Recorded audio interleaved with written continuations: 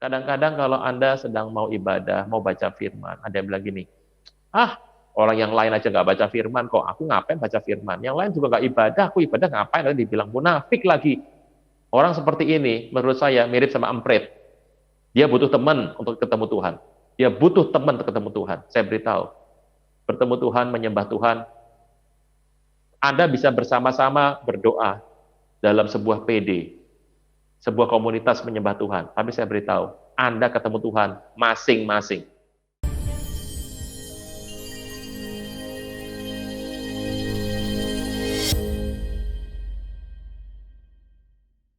Tuhan.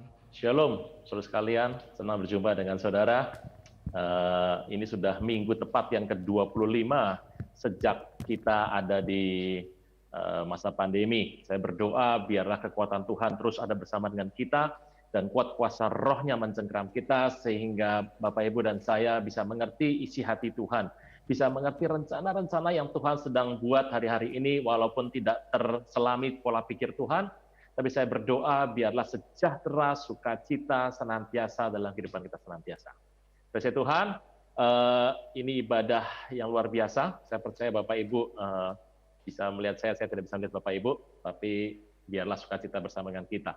Nah, saudara saya Tuhan, firman Tuhan mencatat dengan jelas bahwa dalam Matius 16:24 dikatakan bahwa untuk mengikut Yesus pertama adalah kita harus menyangkal diri, pikul salib, dan kemudian mengikut Tuhan Yesus. Nah, bicara mengenai hal-hal tersebut, saya membaca dalam Mazmur 107, saya ajak kita semua Bapak Ibu yang hari ini hadir, juga yang menonton live streaming, bisa membuka Mazmur 107, pasal 107, ayat 23.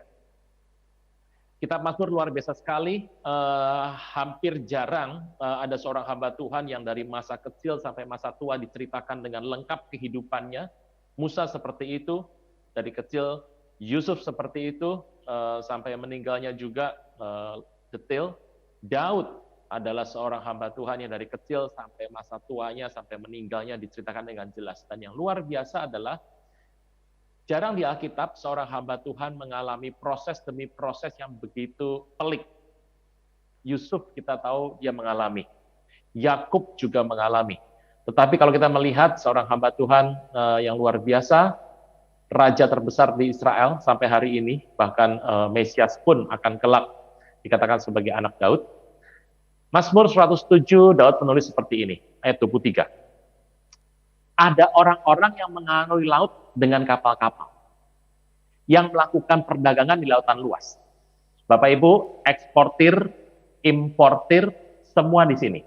Kapal pesiar, nelayan, mau pengalengan ikan, semua di sini. Perdagangan bicara mengenai zaman dulu tidak ada pesawat udara, jadi semua barang dikirim melalui laut. Dan ini bicara mengenai bisnis. Mazmur 107 bicara mengenai bisnis hari-hari ini.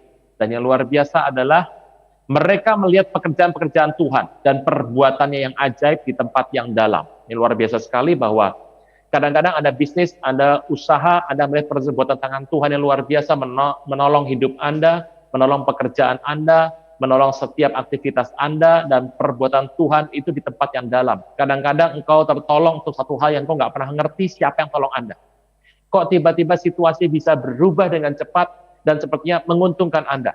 Kita berkata dengan jelas bahwa orang-orang yang berdagang, bisnis, entrepreneur dalam hidupnya, ada ekonomi yang sedang bergerak, pemerintahan, ini bicara mengenai semua aktivitas dunia. Dikatakan bahwa mungkin melihat perbuatan Tuhan di tempat yang dalam, yang tidak terselami dengan hati kita, nggak terpikir dengan pola pikir kita. Ayat 25, tapi Tuhan berfirman, luar biasa sekali, dibangkitkan oleh Tuhan angin badai yang meninggikan gelombang-gelombangnya. Bapak Ibu saudara sekalian, Tuhan, Anda mengerti bahwa yang namanya angin badai itu seizin Tuhan. Angin badai itu dikatakan ayat 26, naik sampai ke langit, turun ke samudra raya. Anda bisa bayangkan yang namanya ekonomi bisa naik, bisa turun. Dan naiknya tinggi sekali, turunnya dalam sekali. Itu namanya bicara mengenai sebuah situasi ekonomi yang naik dan turun, gejolak yang naik dan turun, kadang naik, kadang turun. Mungkin berapa Bapak Ibu hari ini di masa yang lalu, pada masa sebelum pandemi ada sedang dalam investasi saham. Bisnismu sedang naik, kadang turun. Dan pada saat ada pandemi, turunnya hancur. Tapi ada saat pandemi di mana bisnis itu naik. Setiap orang punya bisnis yang berbeda-beda, usaha yang berbeda-beda. Ada yang saatnya naik. Apa yang naik Pak hari ini? Teknologi naik. Apa kalau Anda provider penyedia layanan wifi, kuota, naik semuanya. Yang turun apa? Barang-barang branded pasti turun. Orang nggak di rumah tidak menggunakan semua barang seperti itu. Orang tidak perlu sepatu baru, orang nggak perlu jam tangan baru, nggak perlu tas baru, nggak perlu baju yang mewah. Tapi alat-alat seperti yang saya pakai hari ini, teknologi Zoom, teknologi Google naik semuanya dengan cepat, media sosial naik dengan cepat karena memang orang tidak bisa bertemu, terhubungnya dengan itu semua. Termasuk penyediaan masker dan face shield yang Bapak Ibu gunakan saat ini. Terus Tuhan, bisnisnya begini. Akibatnya apa? Jiwa mereka hancur karena celaka. Ada orang sampai stres, jiwanya hancur, sakit, kadang-kadang juga ada yang bunuh diri. Mereka pusing terhuyung-huyung. Saya mau tanya, Anda lagi pusing hari ini dengan usaha Anda? Apakah Anda sudah terhuyung-huyung seperti orang mabuk? Mabuk sih enggak, tapi terhuyung-huyung. Makan nggak enak, tidur nggak enak. Saran saya satu, ibadah harus enak. Ibadah harus enak. Nikmati hari ini Anda tanda kutip sedang hadir dalam acara offline, saya online, Anda offline. Nikmati, Anda sudah jaga jarak, Anda sudah protokol kesehatan dengan baik, nikmati. Nah, kita berkata jelas ayat 28. Dan kalau sudah sampai ngalami seperti ini, hilang akal, ayat 27, mau mikir apa juga susah, mau maju juga susah, mundur juga sudah terlambat. Ayat 28 adalah sebuah jalan keluar yang Tuhan sertakan kepada kita pada pagi hari ini. Maka berseru-serulah, bukan seru ya, berseru-seru, ada dua kata. Berseru-seru bicara mengenai ucapan yang jamak. Kepada Tuhan, Tuhan besar semua, ya, dalam kesesakan. Tuhan menantikan dalam kesesakan engkau berseru-seru pada Tuhan. Dan ini yang Tuhan jawab. Dikeluarkannya oleh Tuhan mereka dari kecemasan mereka. Mungkin hari ini bisnismu belum maju, usahamu, pekerjaanmu belum balik. Tapi nomor satu yang harus dipulihkan adalah dikeluarkan dari kecemasan. Konteks yang namanya kecemasan, ketakutan, ini kadang-kadang melampaui apa yang sudah terjadi secara fakta. Kita tahu Anda sudah mendengar flu Spanyol, membunuh puluhan juta orang. Mungkin sekitar 50 juta kasus kena hari itu, dan kematiannya tinggi sekali, jutaan. Tetapi ketakutan yang ada hari ini jauh lebih besar daripada kondisi di waktu yang lampau. Kenapa? Karena medsos sudah jalan. Kalau dulu orang meninggal, yang lain nggak ada yang tahu. Di belahan bumi ada yang meninggal, tempat yang lain nggak ada yang tahu. Sekarang ada orang meninggal karena penyakit pandemi sampar, COVID, yang di ujung bumi pun akan tahu. Jadi ketakutan itu menyebar dengan cepat. Sebagaimana firman Tuhan disampaikan dengan cepat, Injil diberitakan sampai ke ujung-ujung bumi, demikianlah juga iblis juga menebeng informasi untuk memberitakan ketakutan sampai kemana-mana. Jangan takut, jangan takut. Bahasa surga kalau ketemu sama bumi, jangan takut. Kalau malaikat ketemu sama hamba Tuhan, jangan takut. Tuhan ketemu sama murid-muridnya dalam mujizat, dimulai dengan kata, jangan takut. Kata jangan takut adalah start awal terjadinya mujizat. Anda bisa bicara amin, saya percaya kuatkan iman kita. Ayat 29. Dibuat oleh Tuhan, badai itu diam. Jadi hanya orang yang mengalami kecemasannya dia tinggalkan. Kalau orang meninggalkan kecemasan, maka setelah itu dibuatnya badainya diam. Cemasnya harus hilang dulu. Harus keluar dari kecemasan, baru badainya hilang. Saya ulang Bapak Ibu, banyak orang pengen badainya selesai, cemasnya selesai. Tidak, Alkitab bilang urutannya, cemasnya selesai dulu, baru badainya hilang. Ini Anda kasih garis bawah highlight. Tanamkan dalam hati Anda saat ini, dalam hidup Anda saat ini. Banyak orang pengen badainya reda, gelombangnya tenang, baru dia tidak cemas lagi. No, Alkitab berkata, cemasnya selesai dulu, baru badainya berhenti. Kekristenan bersifat terbalik, sungsang dengan dunia. Kalau engkau mau jadi besar, jadi yang kecil. Kalau mau jadi tuan, jadi hamba. Sungsang. Saya sering menyebut bahwa kerajaan sorga, kerajaan sungsang. Dan kalau Anda mirip dengan dunia, nggak ada berkat di sana. Hanya orang yang berpikir seperti Alkitab berpikir, berbeda dengan dunia, sungsang dengan dunia, akan diberkati. Ayat 30. Setelah gelombang tenang, mereka bersuka cita karena semuanya reda. Dan dituntun oleh Tuhan mereka ke pelabuhan kesukaan mereka. Di start heaven. Tempat pelabuhan kesukaan. Katakan bersama saya, pelabuhan kesukaan. Pelabuhan kesukaan. Pelabuhan kesukaan. Biarlah hidupmu saat ini ada di pelabuhan kesukaan. Nah, bicara mengenai badai tadi, saya melihat ada berapa badai dalam kehidupan kita. Coba kalau Anda melihat firman Tuhan, yang pertama adalah cerita soal Yunus. Anda nggak perlu buka, Anda sudah kenal soal Yunus. Yunus luar biasa sekali. Dia menolak Tuhan, disuruh pergi untuk ke Niniwe. Jadi ini kalau ini terbalik, saya nggak tahu Anda bisa lihat terbalik atau tidak, tapi dari saya, kalau tangan saya, Anda sedang menghadapi peta Israel, Anda melihat peta Israel depan Anda, maka yang namanya Niniwe itu larinya perginya ke timur laut. Jadi dari peta di mana Yunus bicara itu sama Tuhan, Anda lihat peta Israel, larinya ke timur laut. Perginya ke sana kalau tangan saya. Nah, Anda nih ya, nih, Anda melihat timur laut itu. Nah, tetapi Yunus perginya malah ke barat laut. Nah, ini gini, nih. Yang ini suruh ke Niniwe, malah perginya ke Tarsis, nih ke sini. Jadi tidak akan ketemu karena itu adalah siku-siku. Nah, apa yang terjadi? Dia kemudian pergi jauh daripada Tuhan. Dia tidak mau ke Niniwe. Dia naik pergi mencari sebuah kapal. Dia bayar kapalnya dengan Traveloka, dengan Eri. Sekarang sudah jarang orang jalan-jalan. Dia bayar pakai OVO, pakai GoPay, pakai Dana. Dia bayar semuanya. Dan kemudian dia masuk ke kapal dan tidur. Banyak orang kalau ibadah tidur. Tapi saya jamin Bapak Ibu, di zaman pandemi, orang ibadah melotot semua matanya. Kenapa? Anda lihat kiri kanan, karena mungkin takut sama sebelah, ini orang ini kena apa enggak ya. Gitu. Nah, apa terjadi? Bapak Ibu, ada badai yang terjadi pada saat peristiwa Yunus. Pada saat Yunus sedang jalan, ada badai. Badai ini, ending dari badai ini, Yunus akhirnya kembali kepada Tuhan. Lihat baik-baik, Yunus lagi jalan, ada badai di sini. Badai ini akhirnya, ending ceritanya adalah Yunus akhirnya kembali kepada Tuhan. Kadang-kadang orang ketemu badai dalam hidupnya supaya dia kembali sama Tuhan. Saya nggak tahu Anda sedang berjalan. Dan kadang-kadang manusia itu kalau sudah beruntung, sukses, kadang-kadang sudah lupa, melenceng. Kadang-kadang Tuhan izinkan ada badai supaya dia kaget, dia balik.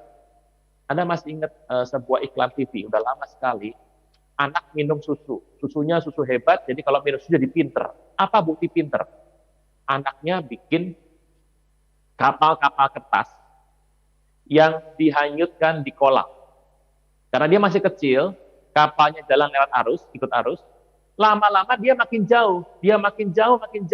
Dia sedih. Kapalnya, kertas yang dia buat, dari plastik juga, dia jalan itu di bawahnya. Tiba-tiba jalannya makin jauh. Dia nggak bisa ambil kapal ini. Dia mau ambil pakai galah, tidak ada galah. Dia mau nyemplung ke kolamnya, dia takut. Anak ini pintar, katanya sudah minum susu itu. Apa yang dibuat dalam iklan? Dia ambil batu, kapalnya lagi jalan, batunya dilempar sini. Jadi ke situ. Dia lagi jalan, batunya ke sana.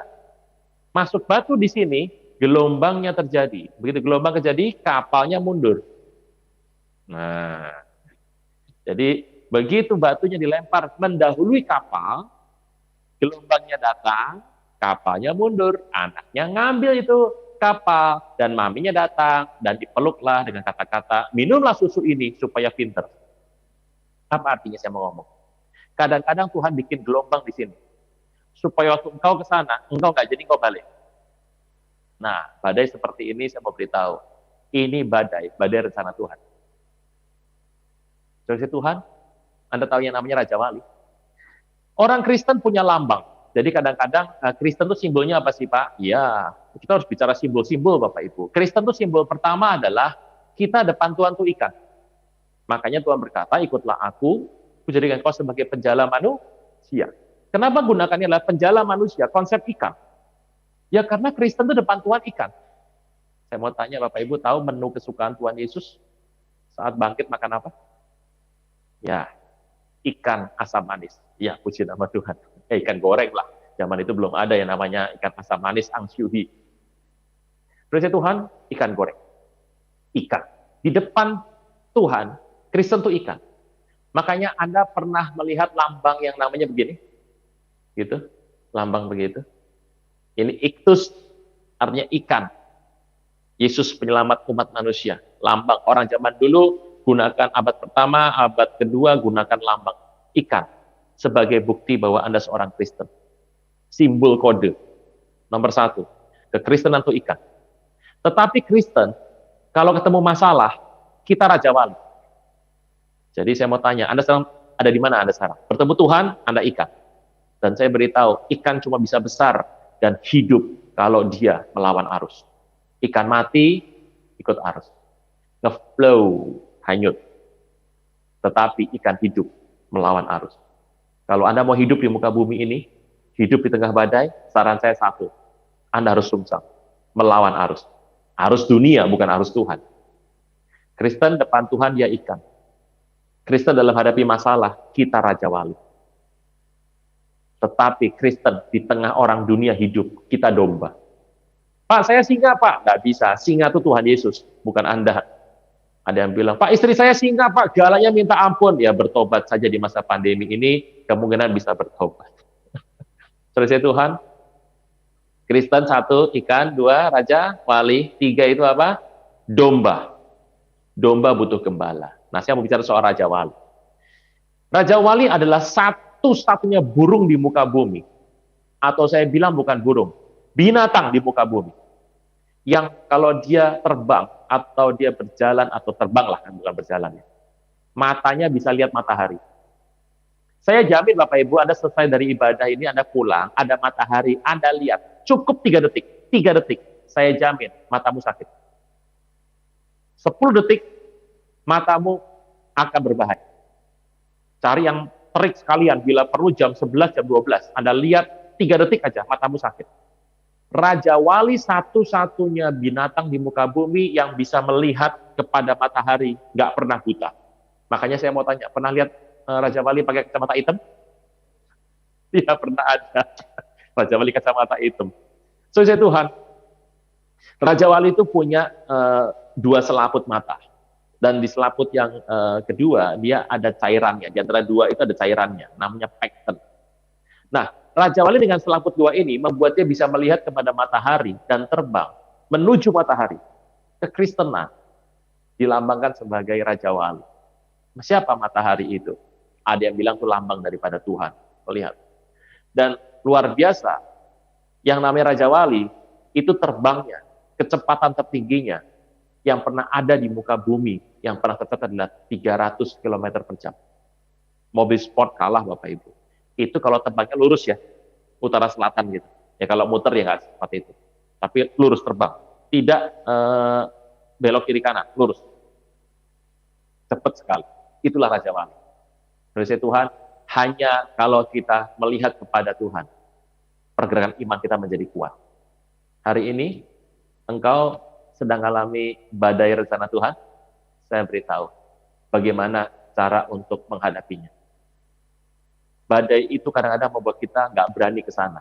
Ada badai di sini, Anda nggak berani ke sana, Anda pulang kepada Tuhan. Puji nama Tuhan. Kalau Anda ngalami badai jenis begini, saran saya satu, berubah. Bukan berubah satria baja hitam, Bapak Ibu, berubah. Tidak. Berubah. Jalurmu diubah. Apa cirinya? Ada firman Tuhan yang sudah keluar, firman sudah bilang A, tapi karep hatimu maunya B. Itu cirinya nanti kalau ada apa-apa, itu namanya badai rencana Tuhan itu. Jadi balik gitu, balik. Saran saya kalau Anda ngalami gini, cepat berubah, balik aja. Nanti malah kena badai, ending kayak Yunus, masuk ke perut ikan. Nasibnya 32 itu Bapak Ibu. Mau keluar dari belakang, jadi ampas, atau keluar dari depan, penuh dengan muntahnya ikan. Sama-sama tidak enak. Tapi saya percaya jemaat GBI Suropati, kuat senantiasa. Cemasmu harus hilang. Baru nanti sejahtera berkatmu akan datang. Badai akan diam, waktu cemasmu hilang. Orang masih cemas, badainya penuh, gak bisa ngalami rencana Tuhan. Nomor 1, ada badai yang tipenya seperti ini. Namanya rencana Tuhan datang, menghalangi engkau tidak berbuat salah. Kadang-kadang pintu Tuhan tutup, sampai mentok, kepalanya kejedot, berdarah. Mentok, hajar terus, tapi Tuhan bikin badai di sini. Anda mau ke sana, Anda mundur, karena Anda takut. Mungkin itu rencana Tuhan. Kalau Anda ngalami ini, saran saya, cepat berubah, berbalik. Dalam masa pandemi, ada banyak hal yang kau harus ubah. Manajemenmu, pola pikirmu, jangan-jangan pola ibadahmu, jangan-jangan keluargamu, bisnismu, harus kau ubah. Mungkin Tuhan gak suka. Saya punya sebuah pendapat pribadi ya. Pribadi, tapi saya ceritakan pada orang sekalian. Apa yang saya tidak bisa buat di masa pandemi ini? Jadi, apa yang saya buat di masa lalu, dan sekarang saya nggak bisa buat. Saya ambil positifnya saja. Yang pertama adalah, berarti yang saya buat di masa lalu, sudah harus berhenti dan diubah. Yang kedua, mungkin Tuhan nggak suka yang saya buat di waktu itu. Jadi kalau saya bikin A, sekarang A nggak bisa jalan lagi, berarti 2. Tuhan sudah mau A selesai, ganti yang lain. Atau Tuhan nggak suka A, saya harus ganti yang lain juga. Sama. Nomor 1, badai rencana Tuhan. Katakan hari ini, mumpung pakai masker, Anda mau teriak juga boleh, pakai face shield teriak juga boleh. Karena kalau cuma gerembeng-gerembeng Bapak Ibu nggak ada yang dengar. Katakan bersama saya, badai rencana Tuhan. Puji nama Tuhan. Terus ya Tuhan, ini kalau ngomong begini saya ingat Dora. Jadi ngomong sedikit, terus saya bilang, bertanya sendiri, jawab sendiri. Tapi saya bisa berkata bahwa sukacita Tuhan bersama dengan kita. Puji nama Tuhan. Nomor 1, badai rencana Tuhan. Tapi ada Ayub. Ayub pertama ayat 19. Kalau Anda melihat kitab Ayub pertama 19, Ayub itu sebelum kitab Mazmur. Ayub pertama ayat 19. Oke, kita akan buka Ayub pertama 19. Firman Tuhan berkata begini. Maka tiba-tiba angin ribut bertiup dari seberang padang gurun, rumah dilandanya pada 4 penjurunya roboh menimpa orang-orang muda. Mereka mati, hanya aku sendiri yang luput dan dapat beritahukan hal itu kepada Tuhan. Anaknya mati. Kenapa? Ada badai yang datang. Tiba-tiba datang. Nah, kalau Bapak Ibu melihat firman Tuhan dengan jelas, badai ini menimpa anak-anak Ayub. Ayub itu punya anak 10, laki 7, 3 perempuan, anaknya cakep-cakep semuanya, anaknya baik semuanya. Setiap hari bikin pesta di rumah, anaknya bergantian, anak laki bergantian, tiap hari. Bikin perayaan. Apa yang terjadi? Ini orang kaya luar biasa, dan satu hari Ayub mendengar kabar semua harta bendanya habis, anaknya mati semua. Dalam satu hari, istrinya akhirnya menyingkirkan dia, dan dia sakit dalam kehidupannya. Ada badai seperti ini dalam kehidupan yang kau alami. Ujian. Bukan karena dosa. Salah apa Pak? Nggak tahu salah apa. Udah semuanya baik kok, menyembah Tuhan. Semua baik. Doanya bagus, membaca firman-Nya juga rajin, kasih baksos juga oke, hati juga melekat sama Tuhan. Ada yang bilang kalau ngasih nyembah sama baksosnya banyak itu membeli Tuhan. Saya mau tanya, kalau Anda nggak bikin gitu, mau jadi Kristen jadi apa? Kristen juga harus menjadi garam bagi sekeliling. Anda sudah lakukan semuanya. Hatimu sama Tuhan berkobar-kobar. Bukan cuma orang yang mau beli Tuhan. Hatinya berkobar-kobar sama Tuhan. Mencintai Tuhan. Ibadahnya bukan cuma di Suropati. Dari pagi sampai malam 5 ibadah, streaming semuanya. Bila perlu nggak tidur. Semua khotbah bisa didengar hari ini. Udah kayak channel TV semua Bapak Ibu. Tapi kok ngalami sesuatu yang nggak enak. Kok yang menimpa saya seperti yang menimpa orang fasik kok sama ya? Kenapa Tuhan ya? Mungkin Tuhan ujiin kau. Dalam hidup kita melihat loh Bapak Ibu, kadang-kadang kita ngalami, bahkan kalau ditanya salahnya apa, nggak ada.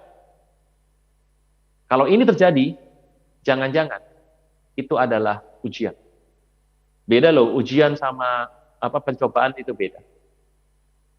Bapak Ibu, Anda harus bisa melihat dengan jelas, ada pencobaan, ada ujian. Ujian sama pencobaan itu beda. Anda tahu yang namanya Raja Wali yang besar tadi. Raja Wali emas, the golden eagle. Golden eagle. Yang terbesar di muka bumi pernah ada ya. Saya nggak tahu apa lebih besar lagi ada apa enggak. Itu panjang sayap pada sayapnya 2,4 meter. Panjang sayap kepada sayap 2,4 meter. Ya ada yang lebih besar ada. Itu Raja Walinya Yoko itu. Tolyongto, yang Anda suka nonton film silat, Anda tahu lah. Tapi Raja Wali itu bisa terbang. Satu-satunya burung di muka bumi. Ini burung satu-satunya. Yang kalau melihat badai, nggak pernah mundur, ya cuma Raja Wali. Kenapa? Karena dia bisa menunggangi badai. Bukan ditunggangi badai. Menunggangi badai. Bukan ditunggangi badai. Menunggangi. Ya cuma Raja Wali. Nah, kok bisa Pak? Iya. Karena kecepatan terbangnya itu bisa menembus angin dan badai. Ya, saya mau tanya, angin mana di muka bumi ini kecepatan 300 km per jam? Ya kalau ada, selesai semua, sedunia rata dengan tanah itu. Nggak ada angin segitu. Dan Raja Wali secepat itu. Kalau dia lebih cepat dari badai, dia tunggangi badai. Saya ulang, kalau engkau lebih cepat dari badai, engkau menunggangi badai. Raja Wali lebih cepat dari badai. Dia tunggangi badai. Sekarang saya mau tanya, hari ini pandemi, Anda mau cepat apa tidak? Ikut Tuhan harus cepat. Cepat berubah, cepat nyembah Tuhan, cepat semuanya cepat. Ikut Tuhan harus cepat. Waktu engkau cepat, engkau tunggangi badai. Luar biasa sekali. Terus Tuhan, hari ini, cepat putuskan sesuatu. Pak, kalau saya ngalami yang namanya ujian gimana Pak? Ya pertama koreksi diri, ini ujian apa penghukuman? Atau pencobaan? Tapi ini membuat saya ngerti ini ujian Pak. Kalau Anda punya ujian seperti ini, arahkan mata Anda kepada Tuhan. Arahkan kepada sasaran. Mifga atau paga. Kalau Anda membaca ayat ke-7, saya akan buka sebentar ayat ke-7 ya. Ayat ke-7, ayat ke-17, ayat 7, 17. Ayub 7:17, apa gerangan manusia yang kau anggap agung, kau perhatikan, kau datangi setiap pagi, kau uji setiap saat, kapan engkau alihkan pandanganmu daripadaku, biarkan aku sehingga aku tempat pelan ludahku, kalau aku berbuat dosa, apa yang telah kau lakukan kepada engkau, ya penjaga manusia, mengapa kau jaga aku sebagai sasaran, mifga sasaran, dari kata mifga lahir kata paga, syafaat, sasaran. Hari ini, arahkan sasaran Anda kepada Tuhan. Pak, saya harus buat apa kalau saya ngalamin ujian? Gampang.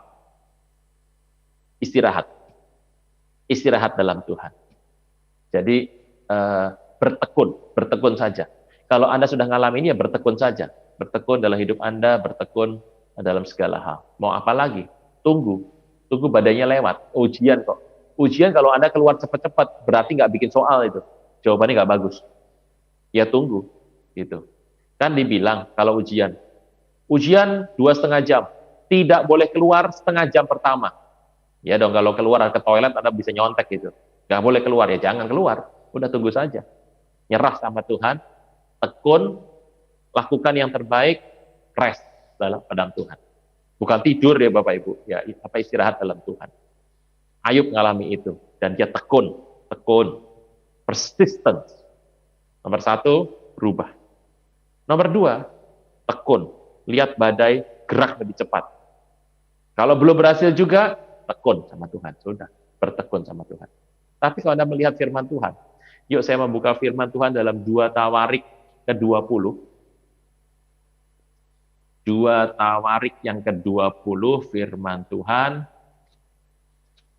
Ini bagus sekali.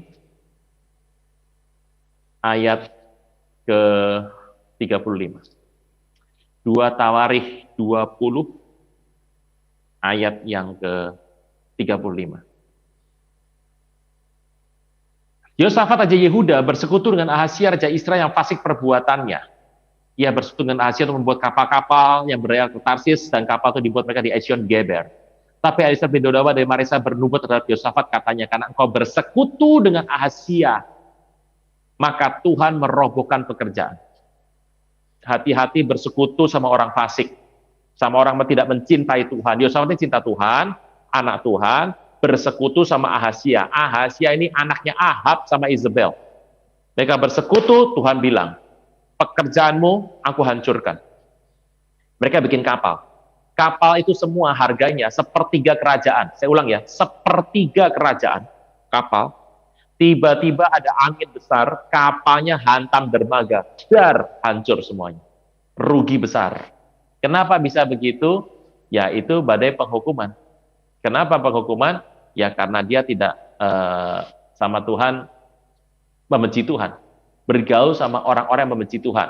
1 Raja-Raja, firman bagus lagi nih. Ayat 22, 1 Raja-Raja 22, firman Tuhan bilang begini. Ayat yang ke-52, 1 Raja 22 ayat 52, Ahazia anak Ahab jadi raja atas Israel di Samaria dalam tahun ke-17 zaman Yosafat Raja Yehuda. Ia perintah Israel 2 tahun lamanya, ia melakukan apa yang jahat di mata Tuhan, hidup menurut kelakuan ayah dan ibunya dan Jeroboam bin Nebat yang telah akibatkan Israel berdosa. Ia ibadah kepada Baal, sujud menyembah kepada Baal, dengan demikian ia menimbulkan sakit hati Yah Tuhan Allah Israel, tepat seperti bapaknya. Apa yang terjadi? Kalau Anda lihat, firman Tuhan berkata dengan jelas, Tuhan marah sama orang ini, dan endingnya dia mati. Kalau Anda melihat 2 Raja 1 ayat berikutnya, 2 Raja 1 ayat pertama, pasal pertama ayat pertama, berikutnya 2 Raja 1 pasal 1 ayat 1, Ahab mati memperbuat terhadap Israel. Pada satu hari jatuhlah Asia dari kisi kamar atas yang di Samaria, ia sakit. Ini orang membenci Tuhan luar biasa. Apa yang terjadi? Lagi santai di jendela, lihat-lihat, ada angin, dia jatuh. Nah, bayangkan.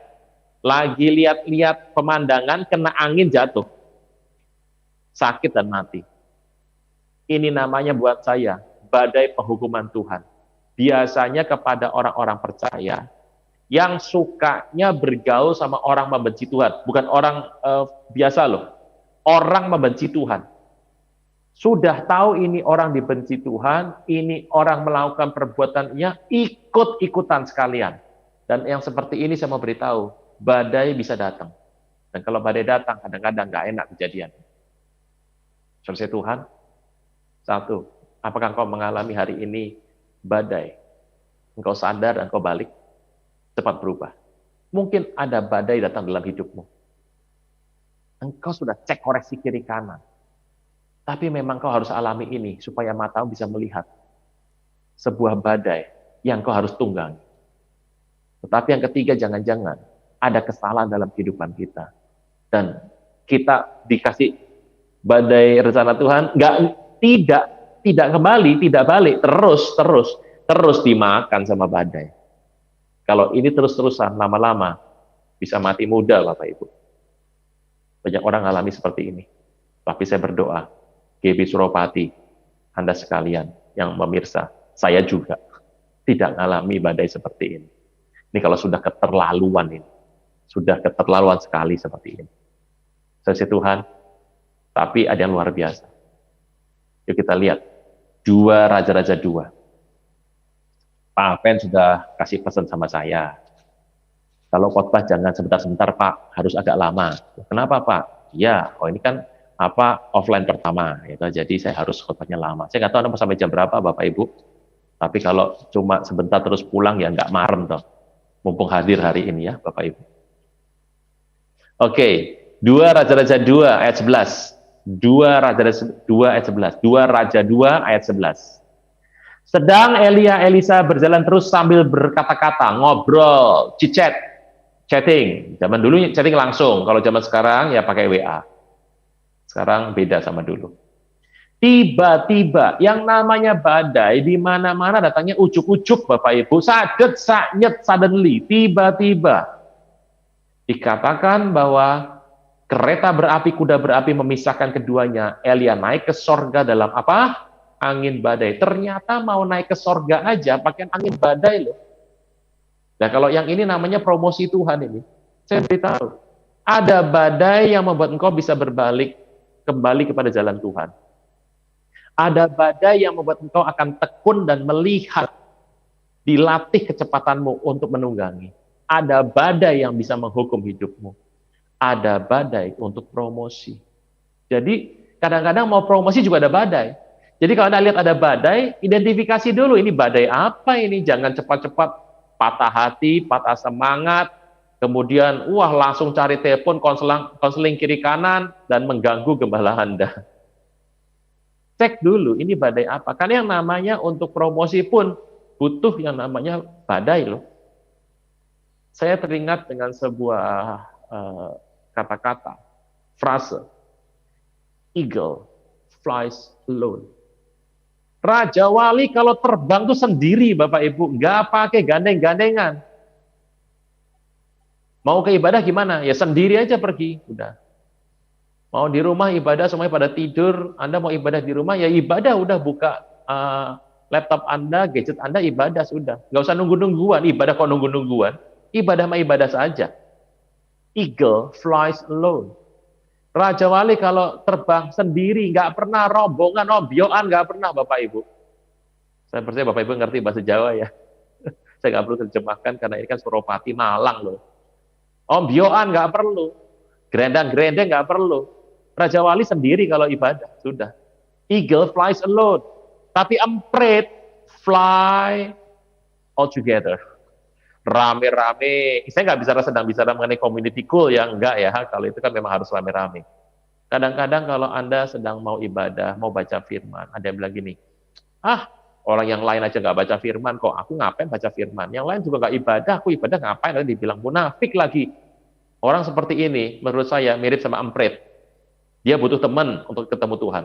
Dia butuh teman untuk ketemu Tuhan. Saya beritahu, bertemu Tuhan, menyembah Tuhan, Anda bisa bersama-sama berdoa dalam sebuah PD, sebuah komunitas menyembah Tuhan. Tapi saya beritahu, Anda ketemu Tuhan masing-masing. Sebelahmu mau tidur kek, sebelahmu mau hatinya nerawang ke kanan ke kiri, sebelahmu mau ngelamun, sebelahnya mau santai, saya beritahu, Anda bisa bersama-sama berkumpul untuk bikin PD, bikin ibadah menyembah Tuhan. Tapi ketemu Tuhan sendiri-sendiri. Eagle flies alone. Jadi hari ini saya harus berkata bahwa saya nggak melihat Anda, tapi depan Anda semua inilah perkumpulan GBI Suropati Malang sedang beribadah, dan walaupun Anda sedang mendengar saya sedang beribadah kepada Tuhan, khotbah sedang disampaikan, tapi saya percaya bahwa Anda sedang masing-masing berurusan sama Tuhan. Anda sedang mengecek dalam hidup Anda. Raja Wali terbang sendiri. Dia tidak pernah bergantung kepada yang lain. Raja Wali ketemu badai, terbang sendiri, nunggangi sendiri. Itulah Raja Wali. Dan Raja Wali matanya bisa melihat jauh sekali. Dia bisa melihat jauh. Untuk apa? Dia bisa lihat kelinci, bisa lihat ayam, bisa lihat ular.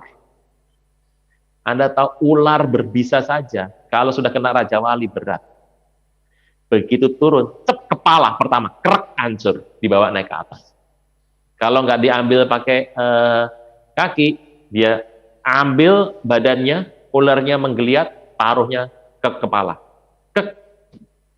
Patah tulang-tulangnya semua. Itulah Raja Wali. Dari jauh matanya bisa melihat mangsa. Bisa melihat ular. Raja Wali bisa nyambar ikan. Ikan yang lagi berenang.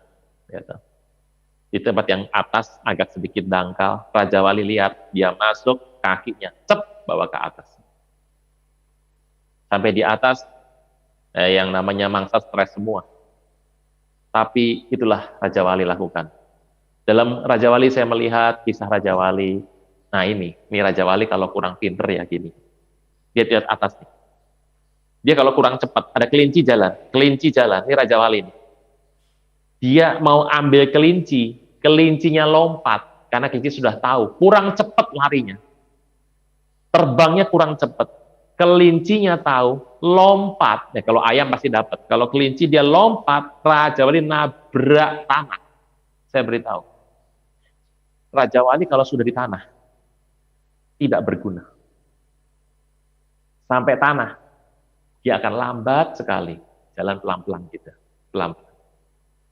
Dia butuh sebuah tempat yang tebing yang terjal untuk dia bisa mengambil ancang-ancang ke depan. Dan saya mau beritahu, Raja Wali kalau di tanah dan terluka lebih dari 2 minggu dia akan kelaparan dan mati. Jadi dia tidak boleh nabrak tanah. Apa sih artinya? Raja Wali kena tanah tidak berguna. Kristen, Raja Wali, kalau ada di tanah bicara mengenai dunia, tidak berguna. Dan saya berdoa, engkau dan saya berguna untuk kerajaan sorga. Kita berdoa. Bapa di sorga, berkati berlimpah-limpah umat-Mu, supaya kami mengerti, kalau kami sedang menghadapi sebuah badai yang buat kami harus berbalik sama Tuhan, kami tahu ini badai rencana Tuhan.